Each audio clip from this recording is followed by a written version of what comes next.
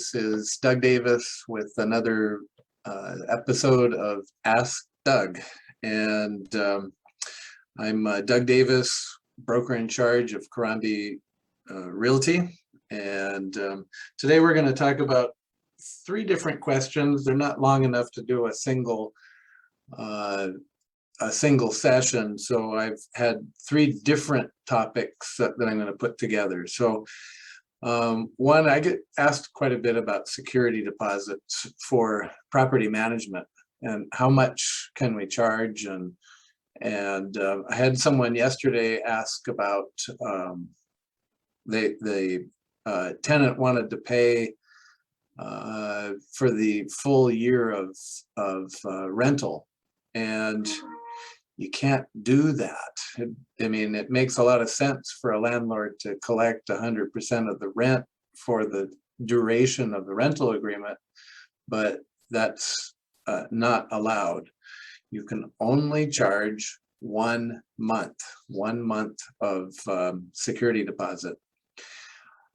Plus, you can collect 1 month of whatever the human rent is for pets.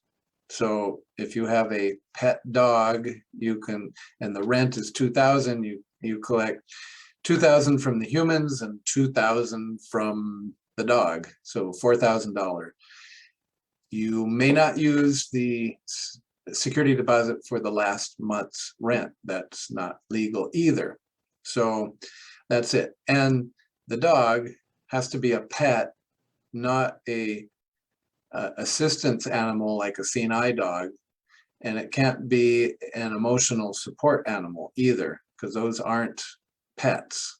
They're seeing-eye dog, different class, or they're an emotional support animal, different class, not pets. Only pet can you ask for a security deposit.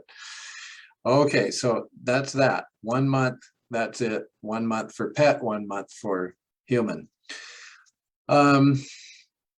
Raising rent. Okay, rent raising has been suspended by the COVID rules.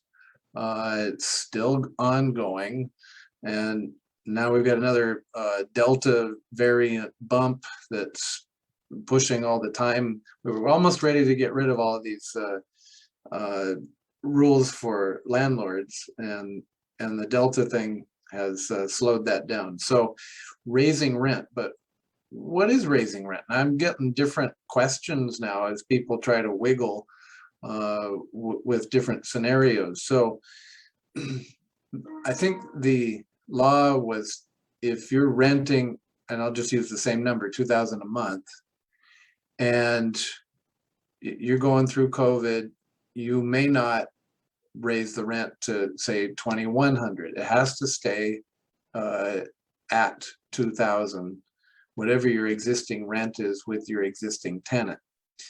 Okay, so that's pretty clear. Can't raise the rent on existing tenant. What about a new tenant? So the old tenant moves out and you want to try ask for a little bit more money for someone brand new. So why can't you, or can you, ask $2,100 and get a new tenant and they pay $2,100? Well, the COVID rules don't say that. They don't discuss nuances on the rule. So some attorneys say, well, of course you could. We're not raising the rent. This is a new tenant. Some say, no, it's supposed to stay the same. So I don't know, 50-50 by counsel, counsel opinion. And if you're new on the market, let's say that you haven't rented it for the last 5 years, you come in the market and you want to put a new rent on it. Well, this was a new little twist for me. So you can't raise the rent.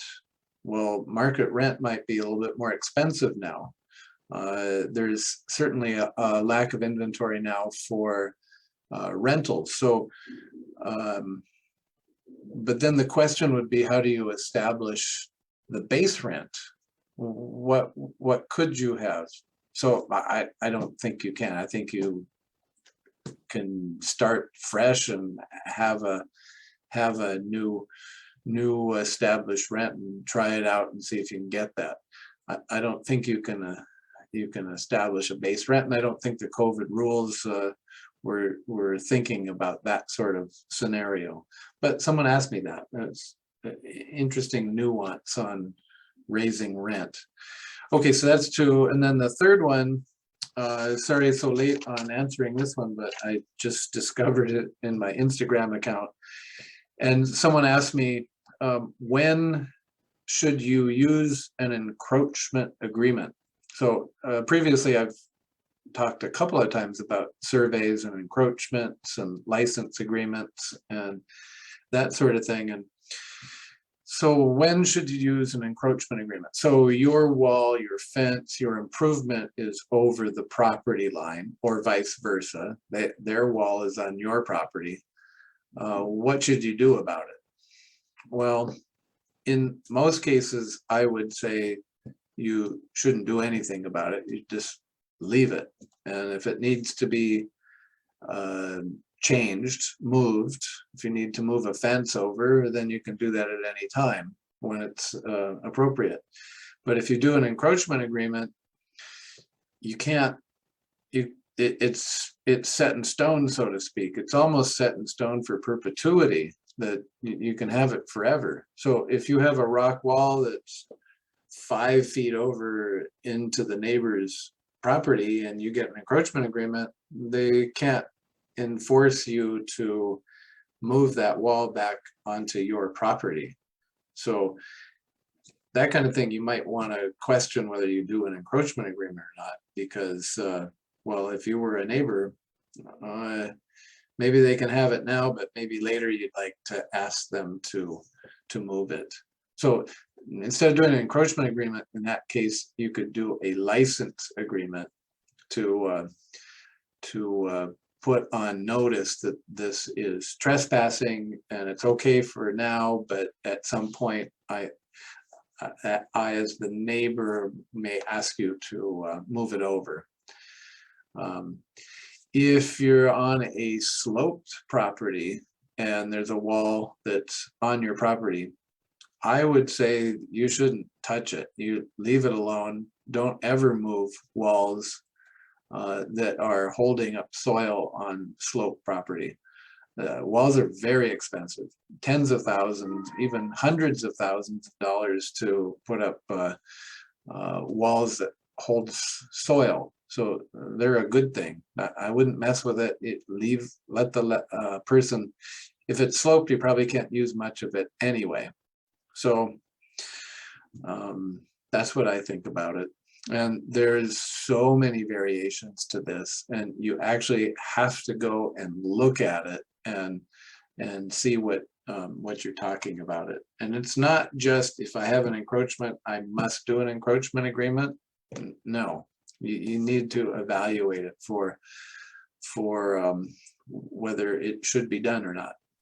I had someone that insisted on their buyer having an encroachment agreement for a wall on the corner of the property where they would drive around, and